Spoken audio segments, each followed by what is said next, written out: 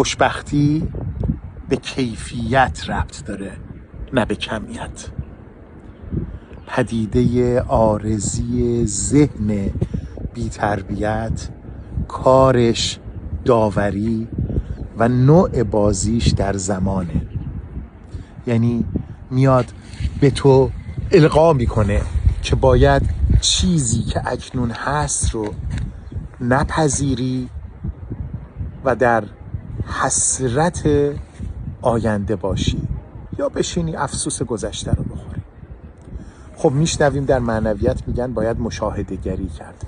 نکته ظریف این ماجرا یعنی ناظر بودنی که ما رو برسونه به خط حضور و ساکن شیم بر مدار مهر، اینه که نگرنده همان نگریسته است، مشاهده‌گر همان مشاهده شونده است. یادتون نره همه قصه رو یک هستی داره شکل میده. اگر این رو درک کنید خلاصی و آزادی رخ میده، چون مشاهده‌گری که نتونه تشخیص بده قصه هایی که داره میبینه مکتوب هایی است که خودش با بودش